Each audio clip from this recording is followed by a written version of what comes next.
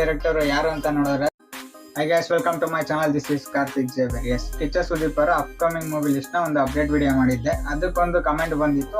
May be ಅವರು Dhruva Sarja fan ಅನ್ಕೊಂತೀನಿ. ನೋಡಿ, ಇದೆ ಅದು ಕಮೆಂಟ್. ಅವ್ರ ಹೆಸರು ಕೂಡ ಮೆನ್ಷನ್ ಮಾಡ್ತೀನಿ. ಪ್ರವೀಣ್ ಅವರೇ, ನಿಮ್ಗೋಸ್ಕರ ಅಪ್ಡೇಟ್ ವಿಡಿಯೋನ ಮಾಡಿದ್ದೀನಿ.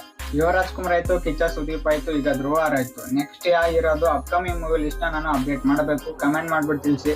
ನಿಮ್ಮ ಹೆಸರು ಕೂಡ ಮೆನ್ಷನ್ ಮಾಡ್ಬಿಟ್ಟು ನಾನು ಅಪ್ಡೇಟ್ ವಿಡಿಯೋನ ಅಪ್ಲೋಡ್ ಮಾಡ್ತೀನಿ. ಸೊ ಅದಕ್ಕೆ ನಾನು ಇವತ್ತು ಧ್ರುವ ಸರ್ಜಾ ಅವರ ಕ್ರಿಮಿನಲ್ ಮೂವಿ ಅಪ್ಡೇಟ್ ಆಗಿ ಅವರ ಅಪ್ಕಮಿಂಗ್ ಮೂವಿ ಲಿಸ್ಟ್ ಯಾವ್ದೆಲ್ಲ ಇದೆ ಅನ್ನೋದನ್ನ ಈ ವಿಡಿಯೋದಲ್ಲಿ ಇನ್ ಡೀಟೇಲ್ ಆಗಿ ತಿಳಿಸ್ತೀನಿ. ವಿತ್ ಡೈರೆಕ್ಟರ್ಸ್ ಹಾಗೆ ಕ್ಯಾರೆಕ್ಟರ್ ನೇಮ್ ಗಳೇನು. ಸೊ ವಿಡಿಯೋನ ಸ್ಟಾರ್ಟ್ ಮಾಡೋಣ. ಅದಕ್ಕೂ ಮುಂಚೆ ಹೊಸದಾಗಿ ಚಾನಲ್ಗೆ ಎಲ್ಲ ವಿಸಿಟ್ ಮಾಡಿ ನೋಡ್ತೀರಾ, ಫ್ರೀ ಆಗಿ ಸಬ್ಸ್ಕ್ರೈಬ್ ಮಾಡ್ಕೊಂಡು ನಿಮ್ಗೆಲ್ಲ ಚಾನಲ್ಗೆ ಸ್ವಾಗತ ಆಗ್ಬೋದು.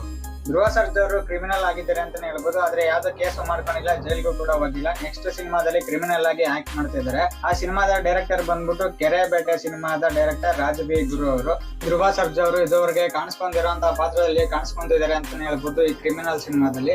ಈ ಸಿನಿಮಾದ ಸ್ಟೋರಿ ಲೈನ್ ಬಂದ್ಬಿಟ್ಟು ಏನಪ್ಪಾ ಅಂದ್ರೆ, ಇದೊಂದು ಹಾವೇರಿ ಪ್ರದೇಶದ ಇಬ್ಬರು ಪ್ರೇಮಿಗಳ ನೈಜ ಆಧಾರಿತ ಘಟನೆ ಅಂತಾನೆ ಹೇಳ್ಬೋದು. ಇದನ್ನ ಇನ್ಸ್ಪೈರ್ ಆಗಿ ತಗೊಂಡು ಧ್ರುವ ಸರ್ಜಾ ಹಾಗೆ ರಚಿತಾ ರಾಮ್ ಅವ್ರನ್ನ ಹಿಡ್ಕೊಂಡು ಮಾಡ್ತಿದ್ದಾರೆ. ಇವರಿಬ್ಬರ ಪಾತ್ರದ ಹೆಸರು ಬಂದ್ಬಿಟ್ಟು ಓರಿ ಶಿವ ಜೊತೆಗೆ ಪಾರ್ವತಿ ಅಂತ ಕ್ಯಾರೆಕ್ಟರ್. ಓರಿ ಶಿವನ ಕ್ಯಾರೆಕ್ಟರ್ ಏನ್ ಮಾಡುತ್ತೆ ಅಂದ್ರೆ, ಇದೊಂದು ಪವರ್ಫುಲ್ ಕ್ಯಾರೆಕ್ಟರ್ ಆಗಿದ್ದು ಹಾವೇರಿಯಲ್ಲಿ ಒಂದು ಹಬ್ಬ ನಡೆಯುತ್ತೆ, ಓರಿ ಹಬ್ಬ ಅಂತ. ಆಕ್ಚುಲಿ ಅಲ್ಲಿ ಓರಿ ಹಬ್ಬದಲ್ಲಿ ಇವನು ಓರಿಡಿಯುವಂತ ಯುವಕ. ಅಲ್ಲಿಗೆ ಬರುವಂತ ಒಬ್ಬಳು ಪಾರ್ವತಿ ಅನ್ನೋ ಯುವತಿ ಜೊತೆಗೆ ಹೀರೋ ಯಾರೆಲ್ಲ ಕ್ಯಾರೆಕ್ಟರ್ ಗಳು ಬೇರೆ ಕ್ಯಾರೆಕ್ಟರ್ ಗಳನ್ನ ಮೀಟ್ ಮಾಡ್ತಾನೆ.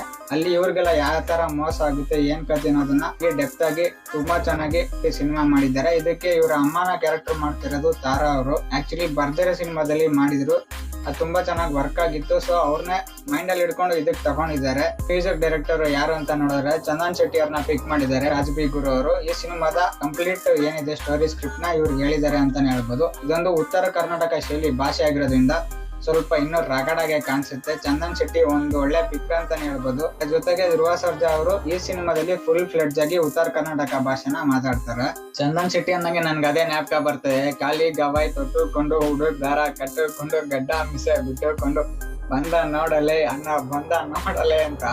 ಸೊ ಇದು ಕ್ರಿಮಿನಲ್ ಮೂವಿ ಅಪ್ಡೇಟ್ ಆಗಿತ್ತು. ಇನ್ನು ಅಪ್ಕಮಿಂಗ್ ಮೂವೀಸ್ ಅಲ್ಲಿ ಯಾವ್ದೆಲ್ಲ ಧ್ರುವ ಸರ್ಜಾ ಲೈನ್ ಅಪ್ಸ್ ಇದೆ ಅಂತ ನೋಡೋದಾದ್ರೆ, ಒಬ್ಬರು ಸಿನಿಮಾ ಡೈರೆಕ್ಟ್ ಮಾಡಿದ್ರಲ್ಲ ನಂದ ಕಿಶೋರ್, ಅವರ ಜೊತೆನೆ ಒಂದು ಕಾಂಬಿನೇಷನ್ ಅಲ್ಲಿ ಬರ್ತಾ ಇದೆ. ಅದ್ರ ಟೈಟಲ್ ಬಂದ್ಬಿಟ್ಟು ದುಬಾರಿ ಅಂತ. ಇದಲ್ದೆ ಇನ್ನು 2 ಸಿನಿಮಾಗಳಿದೆ ಅಂತಾನೆ ಹೇಳ್ಬೋದು. ಒಂದು ಪ್ರೇಮ್ ಸರ್ ಜೊತೆ, ಇದಕ್ಕೆ ಪ್ರೊಡಕ್ಷನ್ ನಂಬರ್ ಹಾಕಿದ್ದಾರೆ, ಟೈಟಲ್ ಇನ್ನೂ ಫಿಕ್ಸ್ ಆಗಿಲ್ಲ. ಇನ್ನು ತೆಲುಗಿನ ಪುರಿ ಜಗನ್ನಾಥ್ ಜೊತೆ ಒಂದು ಕಾಂಬಿನೇಷನ್ ಅಲ್ಲಿ ಕತೆ ಕೇಳಿದ್ದಾರೆ ಅಂತ ಅಪ್ಡೇಟ್ ಬರ್ತಾ ಇದೆ. ಮೇ ಬಿ ಅದಾದ್ರೆ ಒಳ್ಳೆ ಕಾಂಬಿನೇಷನ್ ಅಂತಾನೆ ಹೇಳ್ಬೋದು. ಒಳ್ಳೆ ಡೈರೆಕ್ಟರ್, ಅವ್ರಿಗೂ ಒಂದು ಕಂಬ್ಯಾಕ್ ಸಿನಿಮಾ ಬೇಕು. ಕನ್ನಡದಲ್ಲಿ ಅಪ್ಪು ಸಿನಿಮಾ ಕೊಟ್ಟಿದ್ರು ಇವರು.